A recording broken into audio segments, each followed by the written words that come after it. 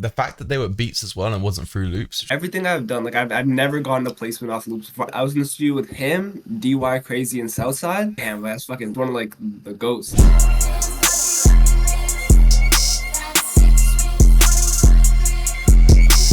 Alright, look, as you guys can see, we're out here with Genie. Introduce yourself, man. So I'm a 2x Billboard producer. You know, I produce people like Future, EST Gee, YTB Fat, Rob 49, Baby Drill, and just like a whole bunch of more people. Just something light, you know, just drop that down. That's crazy. I mean, we got to start off by just talking about that.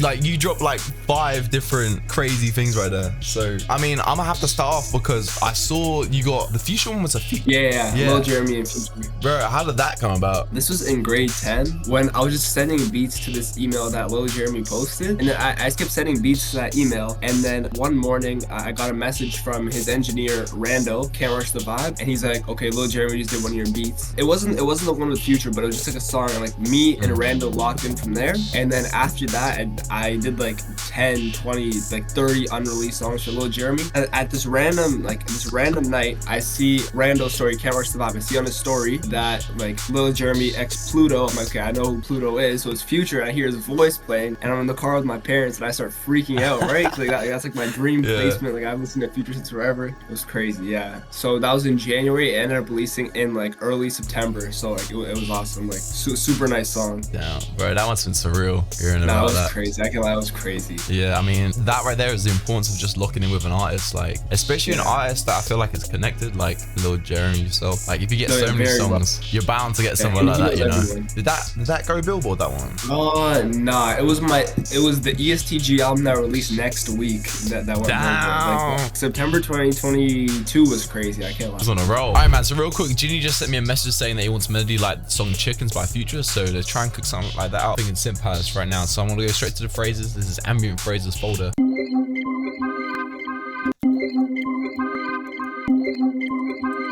Pretty cool, maybe stick a little half time on that. That's cool, bring it up. I'm gonna start off by just chucking like loads of these sounds in.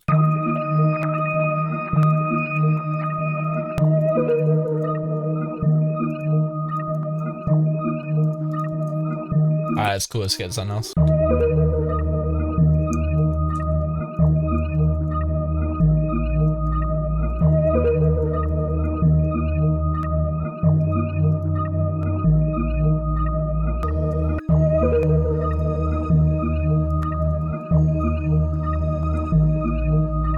I've seen like one more little thing to go on top, and I think we're almost there.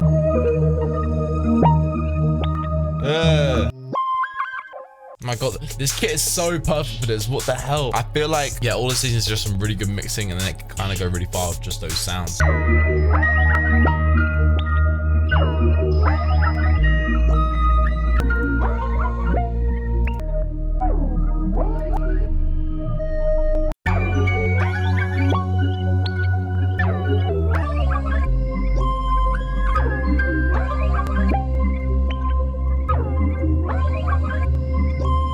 We're gonna be cooking up a beat using the Grimsky kit. This kit's on my website. A lot of the drum sounds I use. Let's get this beat going.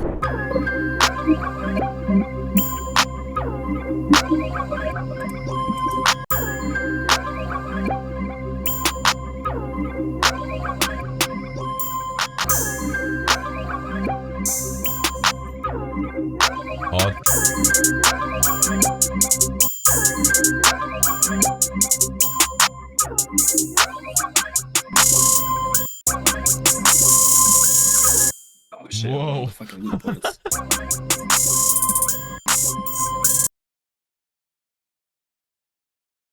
You weren't responding to me, so I'm like, is he ignoring me? Or like, I was like, what's happening?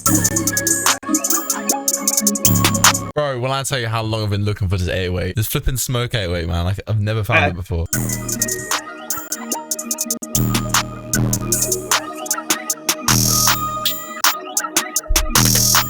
I'm gonna arrange this. The classic Genie arrangement, 4 bars. Bro, I've never heard anyone arrange it with the first 4 bars. Just better because they just get straight to the point for the artist.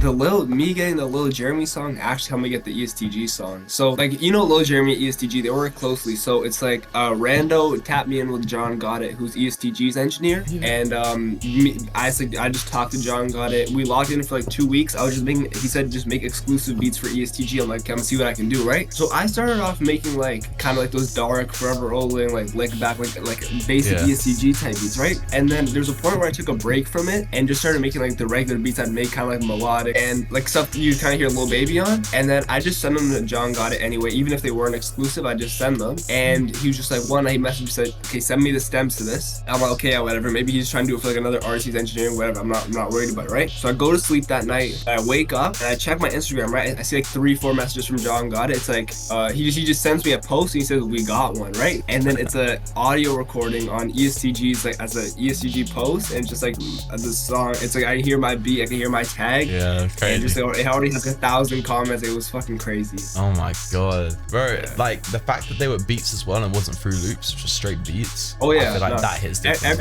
Everything I've done, like I've never gotten a placement off loops before. I've tried making loops before, but like I've never gotten a placement like off loops. Everything I do is drums, so like I'll send FLPs, like half done FLPs to people. So like start off with the whole like Lil Jeremy stuff, and then that went on to EST Gee. So kind of toppled over, like Is most of the stuff, like the songs you get, is it all like sort of online, or do you get a few sessions? Or most of them are. It's because like, you know, like I'm in Canada, it's not too many artists out here that are like that'll be able to do that. But recently I went out to Atlanta like a week ago. I was with K6 for literally less than 2 days. Yeah. And I ended up being in the studio with Infamous. I don't know if you heard of him, Infamous. I was in the studio with him, DY Crazy, and Southside, and it was just crazy. Damn, how was you feeling in that situation? Were you like inside, were you just a bit like, you know, what's going on right now? I'll tell you.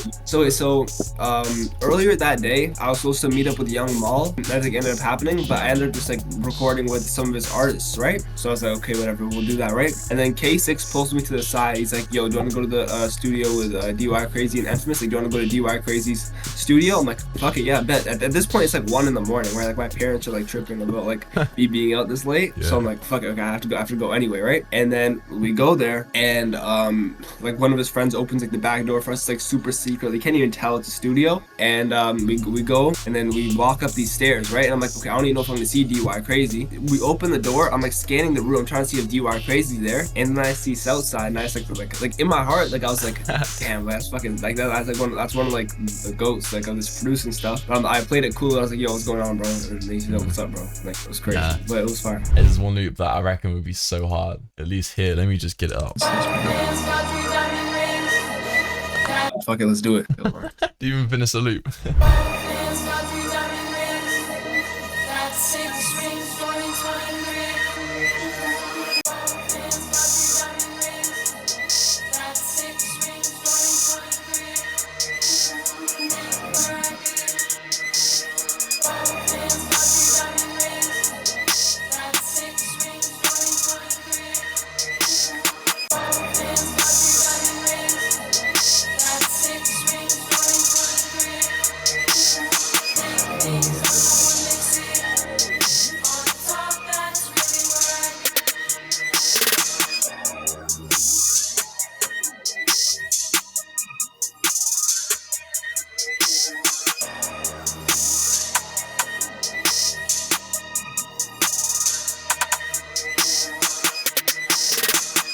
Okay, let me just put the 808 in now. Sounding good though.